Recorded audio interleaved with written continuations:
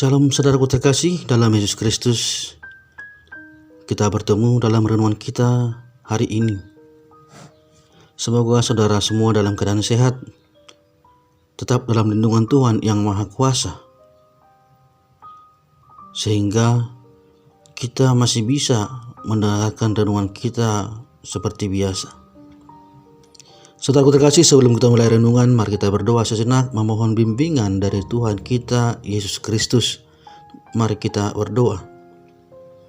Terima kasih Bapa, terima kasih Yesus. Engkau masih memelihara kami, memberikan nafas kehidupan pada kami, sehingga kami Tuhan masih bisa bertemu kembali dalam mendengarkan renungan-Mu setiap hari. Tuhan bimbing, ajari, dimanapun jemaat-Mu berada, supaya mereka bisa mengerti akan firman-Mu dan melakukannya dalam kehidupan sehari-hari. Ajar kami Tuhan, bimbinglah kami. Di dalam nama Anak Yesus Kristus kami berdoa dan mengucap syukur. Amin. Saudaraku terkasih, renungan kita hari ini kita kutip dari Roma 2 ayat 15. Demikian bunyinya. Mereka menunjukkan bahwa isi hukum Taurat ada tertulis dalam hati mereka. Saya ulang sekali lagi. Mereka menunjukkan bahwa isi hukum Taurat ada tertulis dalam hati mereka. Roma 2 ayat 15.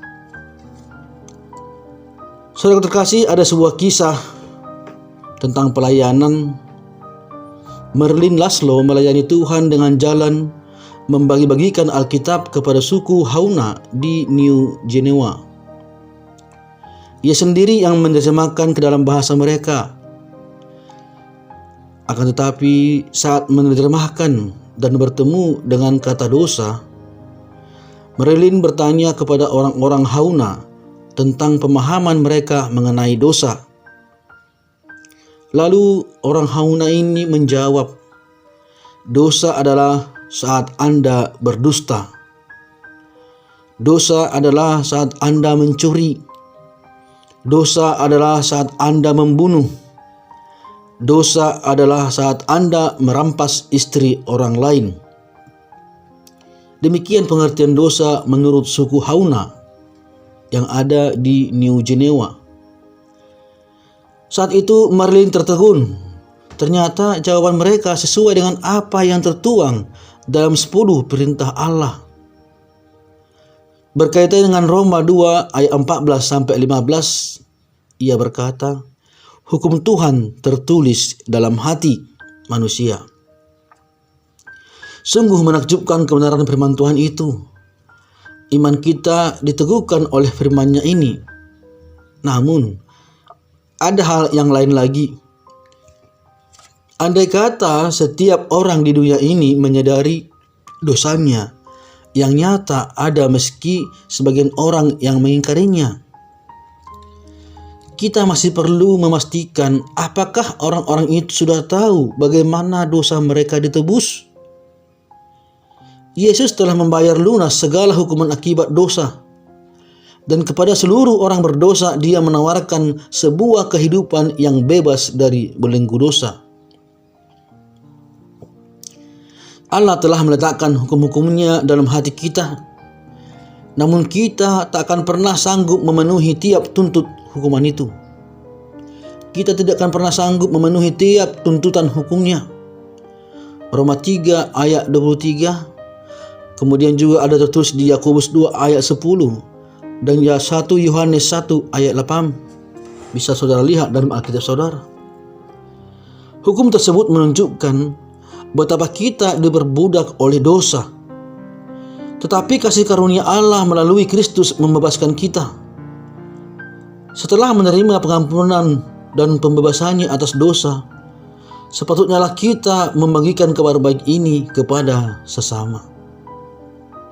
Saudaraku terkasih, kita telah mengakui bahwa Yesus telah mati di kayu salib untuk menebus dosa-dosa kita.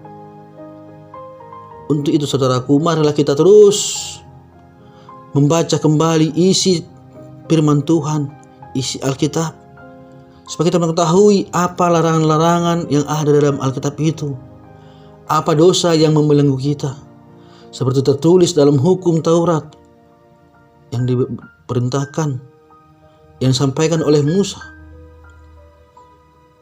Mari kita sampaikan kepada kabar, mana kita sampaikan kepada saudara kita tentang kabar sukacita ini. Kita telah ditebus, kita telah dibebaskan atas dosa kita dengan kematian Yesus di kayu salib. Akan tetapi saudaraku, untuk menguatkan hati kita harus terus berdoa. Kita harus terus membaca Alkitab, setia kepada Tuhan yang kuasa. Tetaplah lakukan perintah-perintahnya dalam kehidupan kita sehari-hari. Ada sebuah pepatah yang mengatakan, hukum Allah menyatakan kepada kita akan adanya suatu kebutuhan yang hanya mampu dipenuhi oleh kasih karunia Allah. Saya ulang sekali lagi, hukum Allah menyatakan kepada kita akan adanya suatu kebutuhan yang hanya mampu dipenuhi oleh kasih karunia Allah. Demikian renungan kita hari ini. Tuhan Yesus memberkati saudara. Mari kita berdoa. Terima kasih Bapa, kami telah mendengarkan sebagian dari firman-Mu. Tuhan, firman-Mu mengatakan kepada kami bahwa ada hukum Taurat, ada larangan-larangan yang ada dalam Alkitab. Banyak Tuhan, larangan tentang perbuatan dosa. Jangan mencuri, jangan berzina, jangan bersaksi dusta, dan yang lainnya.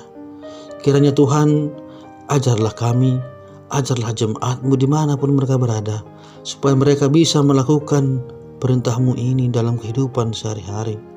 Supaya kami Tuhan layak di hadapan-Mu. Engkau telah mati menebus dosa-dosa kami. Supaya tidak sia-sia Tuhan penebusan-Mu ini, biarlah Roh Kudus-Mu bekerja, berkarya dalam kehidupan kami, sehingga kami Tuhan mampu melakukan perintah-perintah-Mu. Tuhan, kami berdoa khusus jemaat-jemaat kami yang sekarang mengalami gangguan ekonomi karena kondisi yang ada saat ini. Tuhan, apapun yang menjadi permasalahan mereka dalam bisnis dan pekerjaan mereka, semoga Tuhan Engkau memberikan jalan keluar, supaya mereka tidak salah jalan, supaya mereka tetap berpegang teguh kepadamu. Ajari Tuhan mereka, bimbing Tuhan, berikan rezeki kepada mereka, berikan petunjuk atas bisnis dan pekerjaan yang sedang terganggu saat ini. Demikian juga Tuhan, di mana ada pun jemaat kami yang sedang mengalami sakit, Engkaulah Tuhan yang menjadi dokter bagi mereka. Kiranya obat-obat yang dipakai mereka berkati Tuhan, dan semua tenaga paramedis yang selalu setia kepada mereka untuk memberikan yang terbaik. Jamahlah tangan-tangan mereka Tuhan, supaya bisa menjadi penolong bagi semua yang sakit. Tuhan, dimanapun jemaat-Mu berada, berkati mereka Tuhan, mulai dari yang kecil, dewasa hingga orang tua, supaya kami bisa bertemu kembali dalam renungan-renungan selanjutnya. Terima kasih Bapa, hapuskanlah dosa kami supaya tidak penghalang akan berkat yang Kau berikan kepada kami. Di dalam nama anak-Mu Yesus Kristus kami berdoa dan mengucap syukur. Haleluya. Amin.